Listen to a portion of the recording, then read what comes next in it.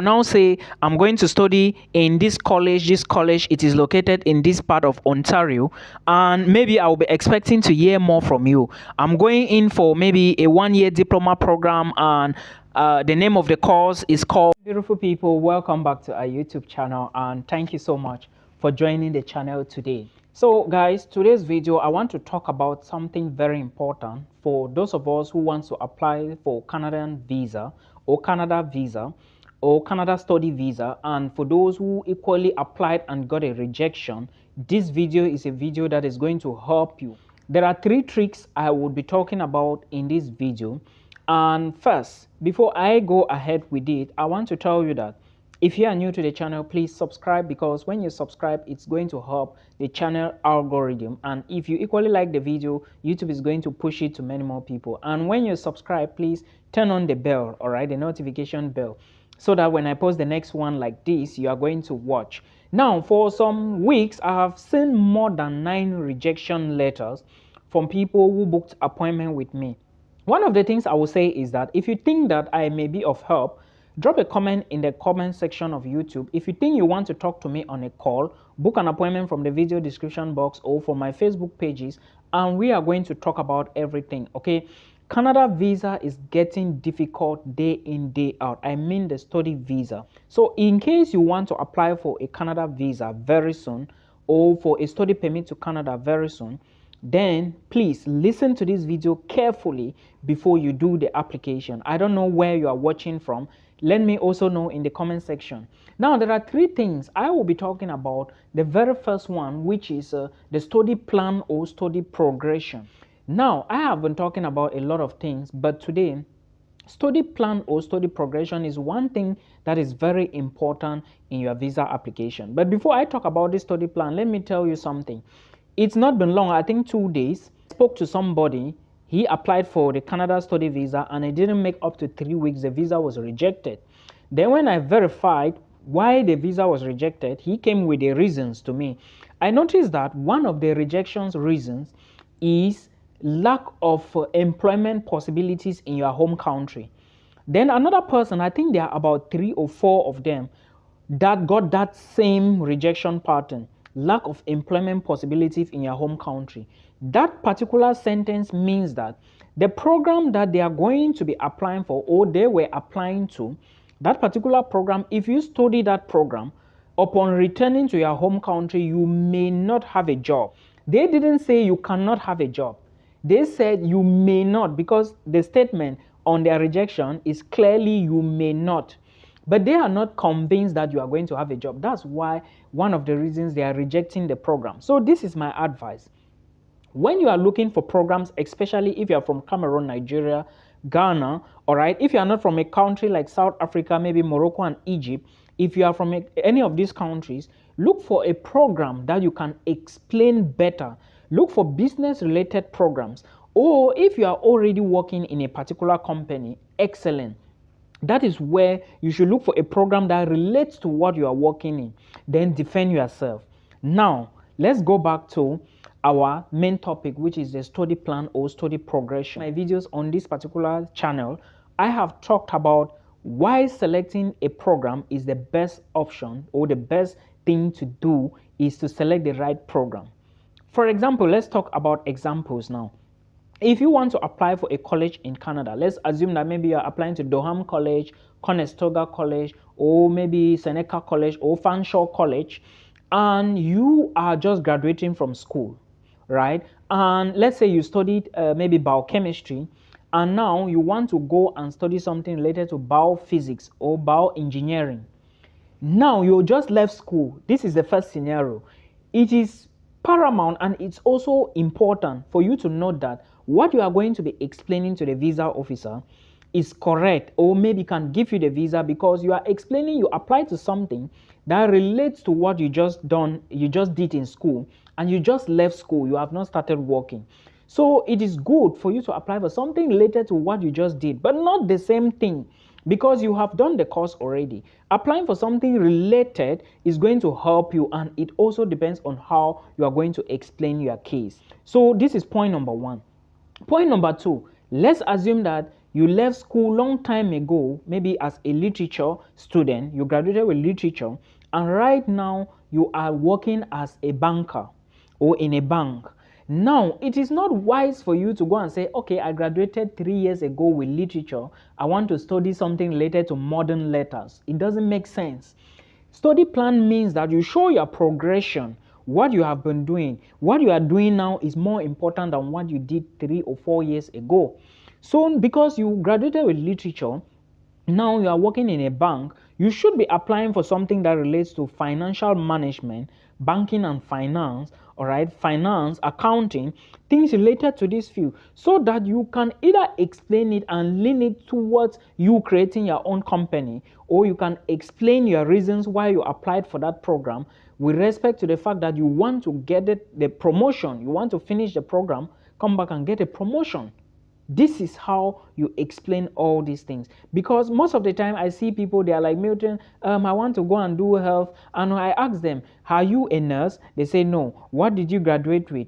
And when I graduated 3 years ago, I'm a teacher and I want to do nursing. It will not be possible. The only way you can graduate 3 years ago and you are currently a teacher and you apply for nursing and successfully get the visa is when you have actually shown or proven to the visa officer that after you left school, though you were a teacher, you have done some certificate courses, like courses related to nursing. Maybe you've done something in child health, maybe in childbirth, or maybe in birth rate. Maybe you've done an internship that relates to nursing, or nursing practitioner, or nursing assistant. If you've done an internship related to this, or maybe a few work related to this, at least 3 or 6 months internship, and you are telling them that though you graduated long time ago, you were a teacher, but now you want to go do nursing because of this, you can be considered for the visa. But the fact that you have not done anything related to nursing, in fact, you are still a teacher, you do not qualify to apply for nursing. So you have to make sure that the courses you select makes a lot of sense, and make sure you are applying for something that at the end of the day, you can have prospect. Courses related to business, you can do them anywhere, because anybody can be a business person. Related to medicals, healthcare, you can do them. Every country needs healthcare professionals. So I'm explaining this so that you put all this into consideration. The last part now, which is going to help you, is if you want to apply for a program in a community college, look at the program. First, let's assume that you graduated with mathematics and right now you are a nursing practitioner and you want to go and do nursing in Canada. Excellent. You didn't graduate with this, but now you are working as a nurse, right? And you want to go and do nursing, or maybe you are a laboratory technician and you want to go and do nursing. There is a correlation, there is a fitting. Okay, you can go now do the program depending on how you explain yourself, because you have to back up yourself. Why are you doing the program? I had somebody who explained that because he was doing something else, he was not in school, but he did an internship in this, and went somewhere during that period, something happened, and instead of medical professionals to be present, or it was in a medical facilities, but no medical professional was present. And because of what she observed and the patient lose her life, she has now decided to go and study something related to this. I'm not going to call the program because the person might be watching this video. So I'm just using her as an example to explain to you how you bring in your study plan and study progression to suit that particular program you want to apply. Now, let's assume that maybe you are working as a marketer, okay, in a company, and then you have not chosen a course called financial marketing, or maybe econometrics or something. Now, that particular course makes a lot of sense because you are already a marketer and you want to go and study this thing that relates to marketing. At the end of the day now, it is going to give you more knowledge to at least impact your society. But remember, you have to explain detailedly. It may be that you want to come back and open your own company or marketing firm. That is how you explain how your study plan or progression is going to yield fruits for you. And of course, if you do this, you are going to get the visa. The next thing, very important thing thing that you need to know is your letter of explanation. This is the second option, and the third thing I'm going to talk about is the proof of funds. But first, let's talk about the letter of explanation. I told somebody last week that the letter of explanation is more like your visa interview in the US embassy, because with Canada you are not going to go face to face to the visa officer, right? Now, what you are using to convince the visa officer to give you that visa is your letter of explanation. And now there are certain things, key things you need to indicate in your letter of explanation. For example, just think about it that I'm the visa officer. Now you come before me. I may want to ask you, okay, you say you want to go and study in Canada. Which school are you going to study in Canada?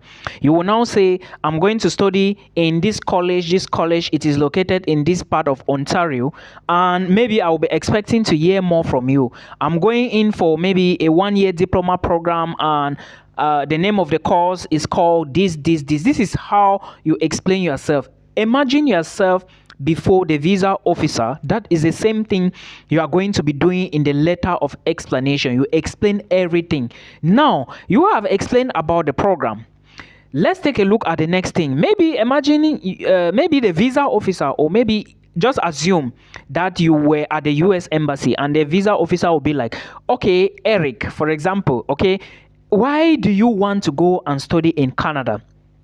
You will now be like, okay, I want to study in Canada because Canada has its own this. Canada is a multicultural country.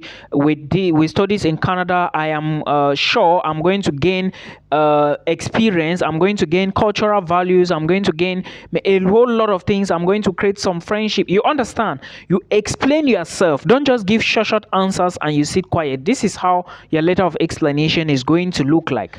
You should also imagine the next question, which may be like, okay, which program are you going to study? We talked about that already. Then you come to this other section. Maybe the visa officer wants to ask you, why did you choose this particular program?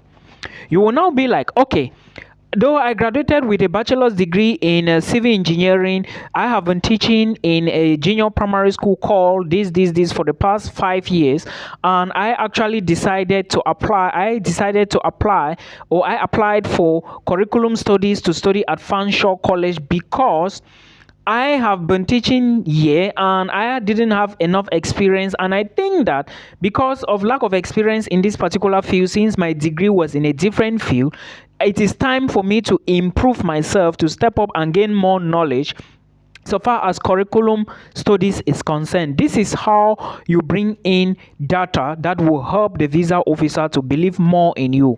Okay, that is your reason for the program. Maybe you can equally explain, okay, I applied to this particular program because I've been working here for 5 years and I've noticed that most of the employees are more qualified and there are certain areas that are lacking and there is nobody to take those positions, and I have negotiated with the company or talked with the company, and I am taking permission from the company to go study this particular program so I can gain more knowledge from there, so as to come back and fill this particular gap that is lacking and affecting the financial constraint, or maybe the income of the company, or maybe affecting the company. I'm just trying to quote examples here. You must not necessarily do the way I'm explaining. You just need to give them reasons why you want to study that program. So you are studying that program to come back to your home country to fix a problem, to fix a solution, to be a solution to something. So you need to be able to explain on your letter of explanation so they understand that this is why you are going for the program. Now, maybe you are also thinking the visa officer may want to ask you, okay, in this case you have explained the details to me. Now I would like to know who is going to be your sponsor. Now, if you are their own sponsor, you may say that, okay, I will be the one to take care of my funds to pay my tuition fee. As it stands right now, I have already paid the deposit, the initial deposit the school asked me to pay, and I will also be paying the remaining balance, which is $15,000 for the 1-year program. This is just an example. Then I have all my entire tuition fee in my personal bank account, and I also have my living cost money and miscellaneous that I'm going to take care of my flight ticket when I finish the program. and again all these monies that is present in my bank account, they are from my business. I have a business I run. I do general trading. I also have a farm where I supply palm oil to marketers, or maybe to people in the neighborhood. You understand? I also have a small shop where I do retails and wholesale to people around the community. You understand? You bring all evidence, and with all this I'm explaining, I have attached evidence to everything. I have also taken pictures and add them there on the online application. You explain. This is how you go about the application. This is how you explain them together, so that they suit the visa officer. Make them know that the total amount of money in your bank account is equivalent to these Canadian dollars, and that is for your tuition fee, which is this, and your living cost, which is this, and miscellaneous, until you return back to your home country and continue with your job, because you just want to finish it. You understand? You must not put because. You just find ways to connect the dots. You just have to connect the dots, so that when the visa officer is reading, they can actually see meaning in it. Okay, now you've explained all those details on your letter of explanation. You've equally added maybe documents to prove that. Maybe you also want to explain that, okay, this money in my account is coming from my 5 businesses, and the first business is this, the second is this, the third is this, the fourth is this, and this is how you go about it. Then now, maybe the visa officer will want to know, how are you going to return? I'm not convinced that you are going to come back to your home country. How can you convince me more? Okay, I am going to study a 1-year program because I want to come back to my company to continue from where I stopped. And before moving, I already talked with the company's officials, and they have agreed that I should go. And I also have my study leave attached to my application. And they have also assured me and given me some assurance that when I come back, I'm going to occupy this post, which is now this is a bigger post, which is a post bigger than your previous post. They have assured me that I'm going to come back and I will gain some promotion and also a salary increment because of the knowledge I have gathered, and also help the company to grow more since there is nobody there. Okay, remember, these are reasons you are telling the visa officer why you will return back home. You are linking it to that same profession you were doing before you left. You can even tell them you also have a leave letter from them, and equally you have your 2 beautiful kids, your wife back home. You are leaving them. You've attached birth certificates and marriage certificates, so that you are leaving them because the load is going to be much, and you just want to finish the program, return back to them. You cannot leave your family back home and remain in Canada. You get, and also you have your landed properties that you intend to build your house, and also open a small maybe factory relating to what you are working. Make sure if you want to build anything on your farmland, it should relate to what we are doing. And also your company is also in the care of your wife, as you are not going to be away and you intend to come back as fast as possible. This is how you coin these things to suit the visa officer, to convince the visa officer to see reasons to give you the visa. All right, there are so many other things you can mention, but I'm just trying to give you examples so that you see that it is also very good to go about it. Just look at them, put them into consideration, and you will see that at the end of the day, your visa will be granted with no issue.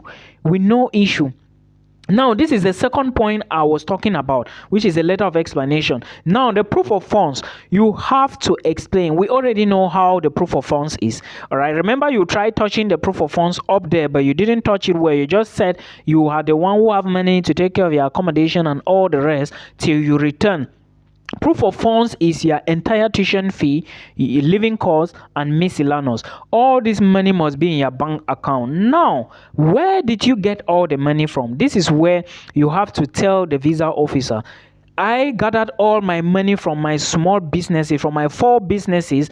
The first one being my consultation, the second one being my clothing line, the third one being my food business, the fourth one from my job. And I have also attached evidence to show how the finances are coming in. And if you check my bank statement, you are going to see deposits of this. 1 million deposit was done on this day, and this is where the money came from.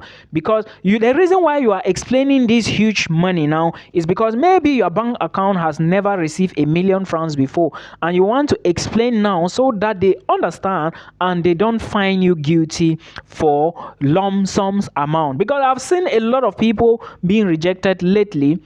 Somebody was telling me that they have 40 million in their account, but they were rejected. Yes, the reason you were rejected, though you had a lot of money, was because you did not explain where the money came from. These people, they are trying to fight financial crimes. They don't want money laundering. They don't want you to go and steal somebody's money and come and apply for a visa.